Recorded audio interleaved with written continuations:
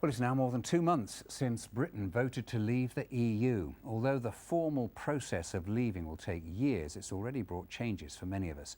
As part of the BBC's Brexit Day, we've been looking at the impact the vote's having on communities across our region. Here to tell us more is Elizabeth Glinker.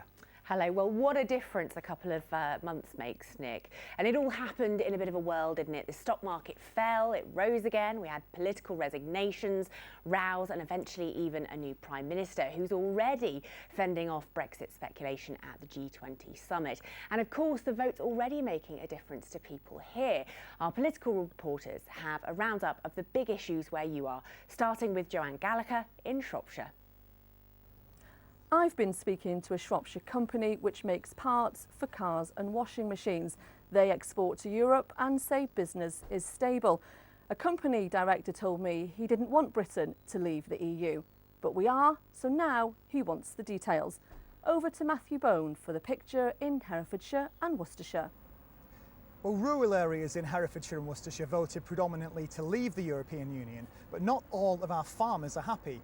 Many of them employ Eastern European migrants temporarily to bring in the harvest every year, and there's no clear idea as to how immigration rules will change once we leave. It's left some of our farmers wondering, post-Brexit, where will the workers come from? Kath Sancheshian has another view from Birmingham in the Black Country. When we talk about one of our biggest industries, manufacturing, some businesses say they've actually benefited from the weakened pound, selling much more competitively to the rest of Europe.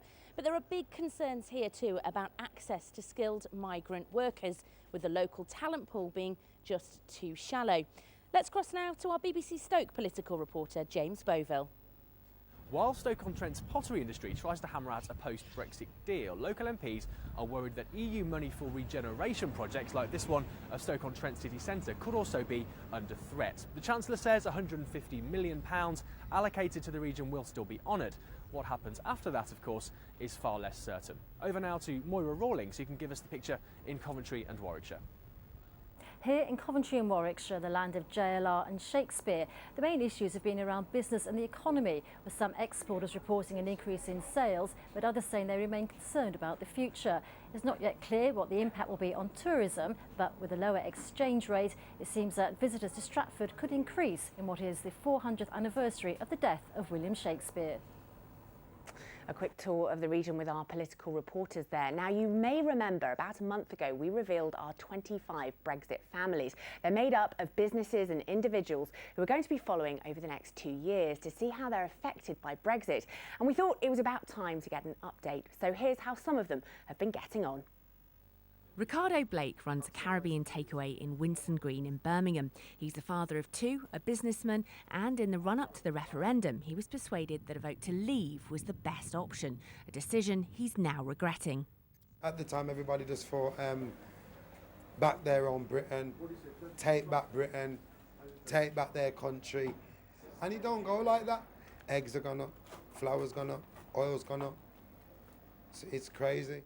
Meanwhile, Joe Shepherd is a teacher from Leamington Spa. He voted to remain and told us, "Our personal circumstances have remained similar. We are thinking of moving house, but the market seems to have slowed down quite a bit, so the prices are becoming a bit cheaper." Mike Pearce is a butcher at Bridgnorth in Shropshire. He voted leave and says, "Business has been good. We've increased our staff from 10 to 12 people. I expected a downturn for a couple of months. I thought it might drop a little, but it hasn't. It's gone up." And that positivity is echoed in South Staffordshire by travel agent Sue Foxall, who also voted leave. Prior to Brexit and the referendum, there was a downturn in bookings for the family market, really. You know, I think families were very hesitant as to how they would be at that time. But even that has turned round and, you know, families still going away on holiday, you know, albeit abroad or in this country. That's Sue Foxall in Kimver there. Now, this subject has always been divisive. It's split families. And while big business largely supported Remain, there were always dissenting voices. 2 months on, our business correspondent Peter Plisner has been gauging the mood across the region and started his journey in Birmingham's Jewellery Quarter. Across the region, there are mixed views about the impact the Brexit vote is having on business. Some firms have noticed increased order books because of the weakness of the pound. That's making products being sold abroad much cheaper. But other companies have noticed that the weakness of the pound has meant that raw materials coming into the UK are now more expensive. Here in Birmingham's jewellery quarter, it's an increase in the price of gold post the Brexit vote that's having an impact on some firms, but it's affecting them in different ways. Let's face it, everyone likes a bit of bling, but the Brexit vote has meant sparkle comes at a higher cost now. Since June, gold has risen from around £700 per ounce to more than £1,000.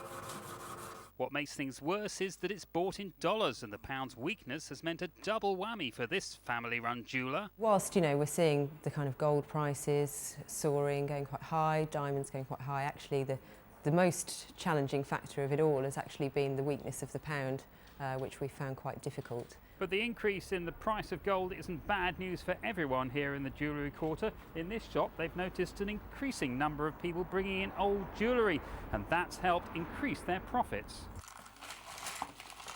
Treasured family heirlooms have become high-value items overnight, and for many, now's the right time to sell. We've probably doubled the amount that we've been buying in over the last probably 6 weeks, I'd say. We still make the same margin, but we're buying in a much bigger volume of gold. But 50 miles up the M6 in Stoke, pottery firms have different worries following the Brexit vote. Here at Dunoon Mugs, 50% of everything they make is exported to Europe, and they're concerned that leaving the EU will mean having to pay trade tariffs of up to 12%. Well, practically it's very bad, because our customers are obviously going to have to pay 12% more for their product. They've been buying Dunoon mugs for probably 20, 30 years. Yes, it's a big issue. And workers are worried too. We'd have to sort our own trade deals out, wouldn't we? So that's the only sort of worry. We've not even started discussions yet, and everybody is giving it so much doom and gloom. Whatever your view on Brexit, the historic vote is clearly affecting businesses all over the Midlands and will continue to do so well into the future. That's our business correspondent, Peter Plisner. Well, the Prime Minister announced that formal negotiations for Brexit would start in the new year. But if you'd like to hear more tonight, then watch Inside Out West Midlands this evening. They have a Brexit Britain special. That's tonight at 7:30 on BBC One. Nick. Elizabeth, thank you. And thanks to you for joining us here on Midlands Today this evening. Shefali's ready with the week's forecast. It's looking seriously decent. Also tonight,